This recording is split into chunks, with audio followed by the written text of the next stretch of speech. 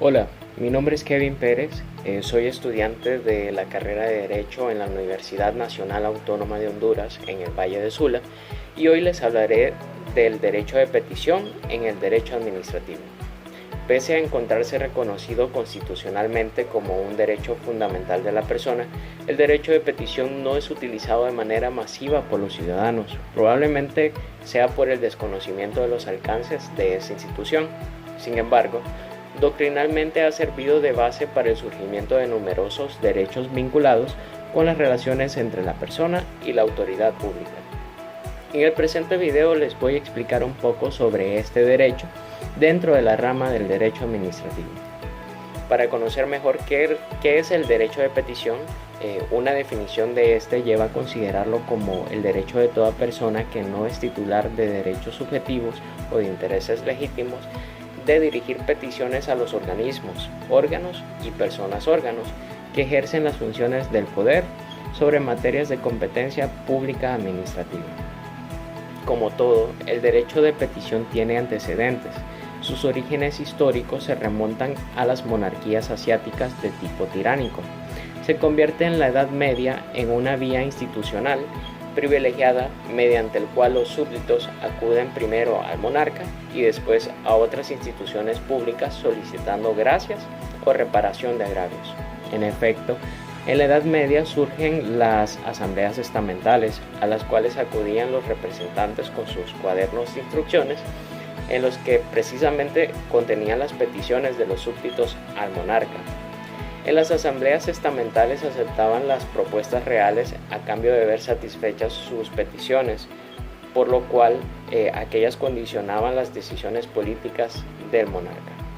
Con el advenimiento del Estado liberal, el derecho de petición dio un paso más en su institucionalización, pasando a formar parte de las constituciones y de las declaraciones de derechos de los distintos estados con el rango de derecho fundamental. Así es, en Inglaterra, el Bill of Rights de 1689 reconoce en su artículo número 5 el derecho de los súbditos de presentar peticiones al rey, siendo ilegal toda prisión o procesamiento de los peticionarios. En Estados Unidos, la primera enmienda de la Constitución impide al Congreso adoptar una ley que prohíba el derecho del pueblo para pedir al gobierno la reparación de agravios, mientras que en Francia, la Constitución de 1791 reconoce como derecho civil y natural de los ciudadanos la libertad de dirigir a las autoridades constitutivas peticiones firmadas individualmente. Ahora les voy a hablar sobre los sujetos en el derecho de petición, que estos son dos, el sujeto activo y el sujeto pasivo. Iniciaré hablando por el sujeto activo. El derecho de petición lo puede ejercer cualquier persona natural o jurídica que tenga interés en plantear a la autoridad respectiva sus puntos de vista, sugerencias, inquietudes o problemas que requieran conocimiento y atención de ella. Tales personas pueden ser nacionales o extranjeras. Dichas personas pueden ser mayores de edad o no. Los jóvenes no están incluidos o no están excluidos del derecho de petición. Ellos pueden formular igualmente las peticiones a la autoridad en la medida que planteen un petitum en términos inteligibles y razonables planteados en materia de interés personal o de interés totalmente general, lo que pone en manifiesto el carácter de instrumento de integración social que constituye el derecho de petición. Este derecho puede ser ejercido de forma individual o colectiva, ya que el texto constitucional no establece limitación alguna al respecto, pudiendo expresar problemas particulares o también problemas de interés general. Ahora seguiré hablando con el derecho pasivo del derecho de petición. El sujeto pasivo es cualquier autoridad del Estado, ya sea este integrante de cualquiera de los órganos estatales, ya sea gobierno, administración central, administración desconcentrada o descentralizada, parlamentarios, órganos judiciales, órganos autónomos del Estado, entre otros. En todo caso, la autoridad debe ser aquella que tiene competencia para conocer, atender y resolver las peticiones formuladas por la persona que la haya planteado. El derecho de petición puede ser ejercido respecto de autoridades y de órganos inter o supranacionales. En tales casos, el derecho en el plano nacional adquiere solo un carácter de libertad con un estatus negativo, el que impide al Estado y a sus órganos poner obstáculos a las pretensiones que los ciudadanos realicen a tales órganos inter o supranacionales, como asimismo impide al Estado y a sus organizaciones el generar perjuicios para el peticionario y el que ha ejercido el derecho en el plano internacional. Algo muy interesante en la doctrina es que muchos juristas creen que una solicitud no es una petición en el derecho administrativo, pues para ellos la solicitud supone hacer una petición a una administración pública que se ampara en la aplicación de una norma a favor del solicitante o de otra persona. A partir de ahí se inicia un procedimiento administrativo en el cual la administración no solo está obligada a contestar, sino que también tiene que acceder a la solicitud si se cumplen los requisitos establecidos en las normas.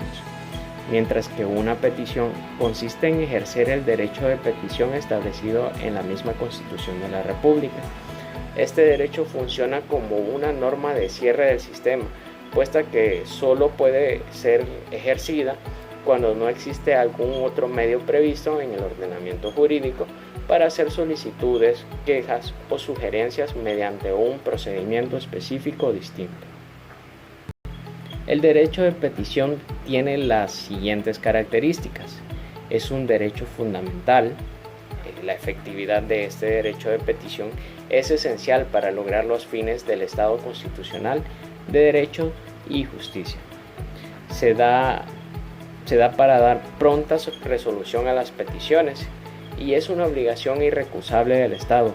Corresponde al sistema legislativo fijar los términos para que las autoridades respondan en forma oportuna.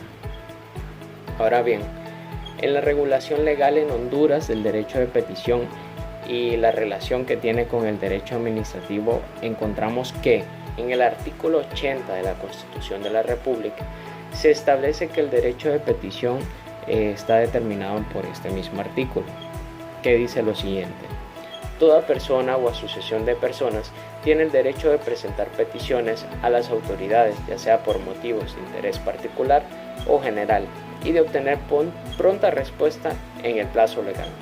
Se trata de un derecho enmarcado en el título tercero de la Constitución, el cual habla de las garantías, siendo este derecho una garantía con respaldo constitucional que todos los ciudadanos tenemos. Este derecho se relaciona directamente con el derecho administrativo, ya que, como recordamos, el derecho administrativo es la rama del derecho público interno constituido por el conjunto de estructuras, principios doctrinales y por las normas que regulan la actividad directa o indirecta de la administración pública como órgano del Poder Ejecutivo, la organización, el funcionamiento y el control de la cosa pública, sus relaciones con los particulares y los servidores públicos y demás actividades estatales. Por lo tanto, la administración pública está obligada a admitir y tramitar todas las peticiones que se le presenten de manera individual o colectiva, siendo este derecho inherente a la persona previsto por la Constitución. Las peticiones en el derecho administrativo o específicamente dirigida para la administración pública están reguladas en el Compendio de Derecho Administrativo hondureño. La Ley de Procedimiento Administrativo establece que el proceso, los requisitos, el contenido y demás, y que se debe seguir para realizar una petición a la administración pública a través de sus órganos competentes. La iniciación de la petición en materia administrativa puede iniciarse a instancia de parte interesada, según lo estipulado en el artículo 60 de la Ley de Procedimiento Administrativo.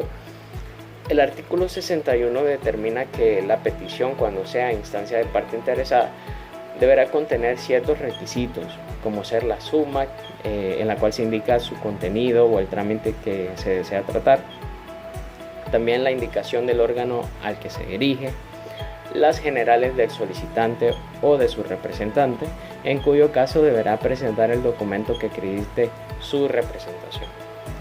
los hechos y las razones en que se funde y la expresión clara de lo que se solicita. También debe llevar el lugar y fecha, la firma o la huella cuando la persona no supiera firmar. Además, se debe acompañar con los documentos necesarios para proceder con la solicitud. Posteriormente, iniciada la petición, se hará de oficio todos los trámites por parte de la Administración Pública. Esta misma administración está obligada a admitir, tramitar y emitir su opinión en relación a las peticiones planteadas en un plazo regulado por la ley. Si los órganos administrativos no responden a las peticiones planteadas, surge la figura del silencio administrativo, y en la mayoría de casos, este silencio tiene efecto negativo para el particular, salvo en casos específicos regulados por la ley. El silencio administrativo tendrá efecto positivo para el solicitante. Como se trata de ejercer la libertad al realizar una petición, también la persona que la realice puede desistir. La Ley de Procedimiento Administrativo en el artículo 76 determina que en cualquier momento la parte interesada podrá desistir de su petición, pero deberá formularlo ante el órgano competente.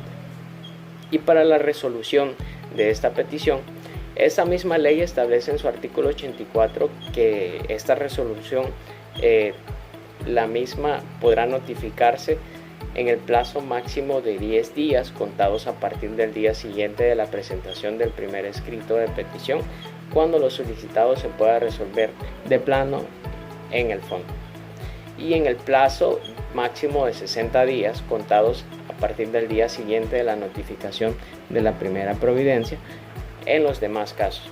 Sin embargo, en los casos en que no se hubiera establecido un plazo especial para la actuación administrativa, esta será de 10 días, según lo establecido en el artículo 42. En algunas peticiones, los plazos y requisitos son establecidos por leyes especiales de la materia que contengan estas peticiones, pero se usa la supletoriedad de la ley del Código de Procedimiento Administrativo. La Ley de la Jurisdicción de lo Contencioso Administrativo determina en su artículo 29 que cuando se formulare alguna petición ante la Administración y esta no notificare la resolución de los plazos señalados en el artículo 84 de la Ley de Procedimiento Administrativo, el interesado podrá denunciar el retraso y transcurridos 8 días desde la denuncia, podrá considerar denegada su petición, a efecto de formular frente a la denegación presunta el correspondiente recurso administrativo o la acción jurisdiccional, según proceda, o esperar también que la resolución expresa se dé de su petición. Por otra parte, algunos tratadistas expresan que la petición administrativa es totalmente diferente a una petición establecida en las constituciones de los países. Para ellos la diferencia se da en que el derecho de petición persigue una solicitud no amparada en el derecho y también expresa una queja o una sugerencia, las cuales no deben disponer de una protección específica en la Constitución o en las leyes aplicables, mientras que los recursos administrativos, como manifestamos, son el derecho de impugnar actos administrativos. Constituyen la pieza de inicio de un procedimiento que, si se haya regulado en la ley, a los fines de tutelar un derecho en sede administrativa o canalizar una pretensión que se encuentre apoyada en la misma ley. Según la doctrina también, las clases de derecho de petición son las siguientes. La primera es la queja. Estas tienen lugar cuando se presentan conductas o acciones contrarias a derecho por los funcionarios y empleados públicos a quienes la ley les atribuye el ejercicio de un servicio público.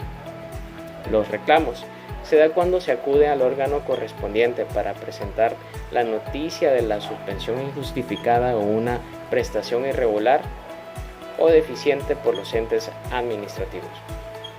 Las manifestaciones.